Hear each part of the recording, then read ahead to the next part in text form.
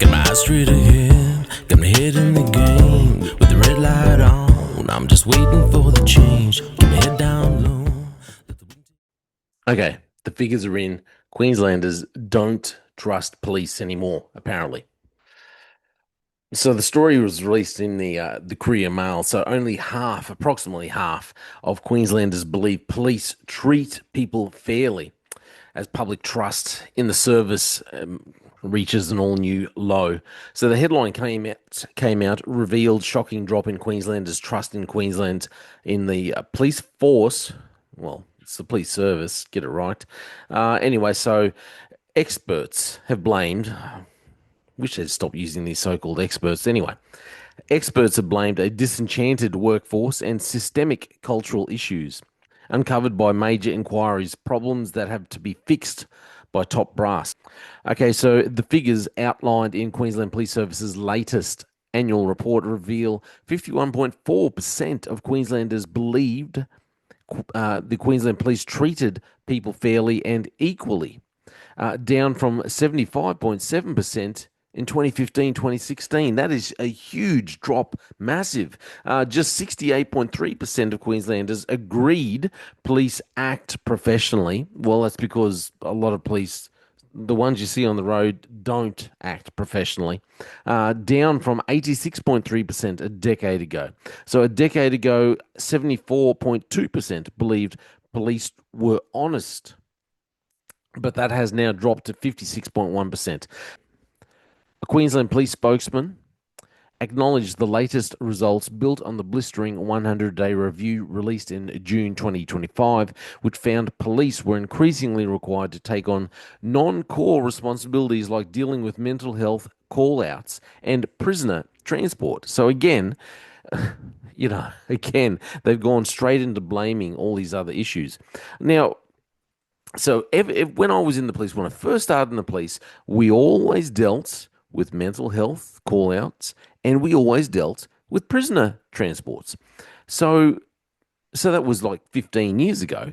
So I called up someone, spoke to other people who had been in the job even longer still, and so another guy I spoke to 20 years ago, 25 years ago would have been, said, yeah, no, he always dealt with mental health call-outs and prisoner transports. I want to know when are they talking about? They keep referring to, oh, this is why we're increasingly required to take non-core responsibilities. It seems like these non-core responsibilities have been going on for at least 25 years. So, how can you keep blaming these non-core responsibilities? These non-core responsibilities, I always thought the prisoner transport was part of the core responsibilities.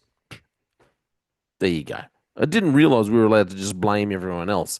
Evolving social and economic conditions have created complex challenges for the QPS and policing agencies across Australia. So, obviously, it's okay for them to blame everyone else. The delivery of policing services to Queenslanders is constantly reviewed for improvement and is supported by a range of activities designed to promote ethical behaviour, integrity, and professional practice. So here we have Terry Goldsworthy. He's got to put his 2 cents worth. And I did read this, and I really wish. I think he would have been better off keeping out of this. So, Bond University criminologist Terry Goldsworthy said falling public perception could be due to a disenchanted police force in need of stronger senior leadership. Yeah, it could be due. I don't think it is. They've had a bad senior leadership for a long time, but this disenchanted police force, like I said, we've had such a massive turnover in police, in recruits, new recruits coming through because everyone's just there now for the money and the lifestyle. No one's there to actually serve the community, serve the state of Queensland.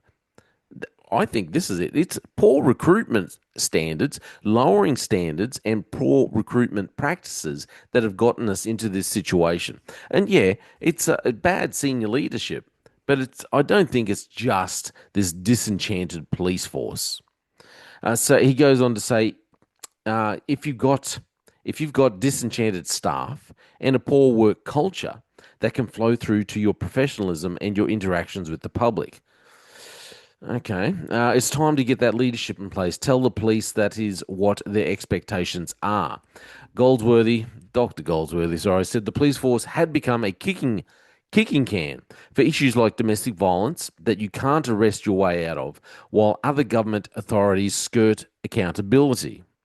Again, domestic violence issues, that's been an issue that police have had to deal with for decades and decades, not just one, two, or three. A long, long, long time.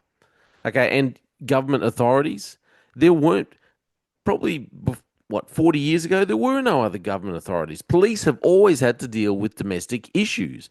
Policing has actually gotten better at dealing with domestic issues because it used to be there weren't even anyone else there to deal with it. Domestic issues, domestic violence issues, it's a lot bigger. Police just deal with the pointy end of the stick. They come when everything's kind of wrapped up and it's all too late in reality. Okay, everyone's already lost the plot. It's a granted it's a much bigger issue, but you can't say, well, it's become a kicking can, issues like domestic violence that you can't arrest your way out of. Okay, fair enough, you can't arrest your way out of. But police have had to deal with domestic violence since the start of policing, for crying out loud. Since the first man and woman were married, there were domestic issues. Queensland Police have faced a tumultuous few years. I think it's because of poor recruitment standards, lowering recruitment standards.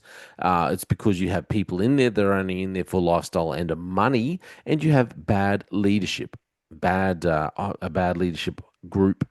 Queensland Police, yep, with a commission of inquiry into police response to domestic and family violence, revealing a broken culture of bad behaviour with little to no accountability. An independent police integrity unit recommended in the wake of the inquiry in 2022 has also not yet been set up. Well, give them some time. It's only 2025 and we're only nearing the end of 2025. So, 3 years onwards, you can't rush these things, mate. Queensland Human Rights Commissioner Scott McDougall said the government needed to prioritise this reform urgently to ensure public confidence in police and victims of crime. His view was shared by Queensland Council for Civil Liberties President Michael Cope.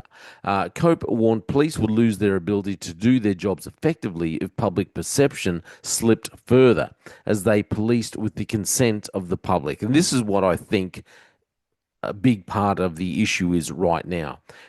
Police forget. It seems like the new breed of police forget that they only police with the consent of the public. You need permission from the public. You've got what, 14,000 police, and you've got several million of the public. If you don't have the public on side, it doesn't matter the color of the uniform you're wearing. This is the issue. But this is what happens when you when you recruit people who just want the lifestyle and the money. Shane Pryor. Acting Police Minister Anne Leahy said the government was backing police with stronger laws, resources, and wages needed to restore community safety. So nothing about recruitment practices, nothing about lifting the standards, nothing about the way the police hierarchy, the police leadership have treated previous officers, the mistreatment of officers, nothing about any of that. There's no accepting responsibility from the police, accountability, responsibility, nothing about, hey, maybe instead of just talking about transparency, maybe we should actually be transparent. Nothing about that at all. It's just, hey, look at the domestic violence. We have to deal with this. We have to deal with prisoner transport, all the things we have to deal with that other people don't have to deal with. It's everyone else's fault. Mental health is going crazy at the moment. You got to be careful because we're going to shoot more people. It's everyone else's fault. There's no accepting responsibility. There's no accountability. And they always talk about the transparency, but there's never actual transparency. The leadership needs to change across the board. Across the board. And the leadership within the police union needs to change also. They need to get back to to community policing, protecting the community, and being of service to the community. Forget your stupid lifestyle and money slogan. This needs to be about serving the community, and the community will get on board. Instead of blaming everyone else, take responsibility for the things that you can change. Instead of looking at all the things that you want to blame everyone else, trying to pass the buck all the time. I think people need to take responsibility. We need to hold police accountable for their poor behaviours. Over the years, we've seen the Queensland Police Service, they have stuck by the wrong type of police officer. You'll get police officers who are doing the wrong thing, who are behaving more like criminals than anything else. And the police service and the police union will go into bat and stand up for them and keep them in the job. And then other police, they just shun. They treat like rubbish if they can push them around. It seems like within the Queensland Police Service, my experience was that maybe the worse you were, the better off you were in the Queensland Police Service. That's just my opinion and what I saw, okay? Anyway, this is all my opinion. We need to have a police service that actually takes some responsibility, that shows that they want to prove accountability and actually show transparency and not just talk about transparency. That's my opinion. I'm J Fallon. I'm only a former police officer with the Queensland Police Service. Thanks for listening. They just fuel a desire that will take me higher. I'm on fire because nothing's gonna bring me down. Nothing's gonna bring me down. Nothing's gonna stop me.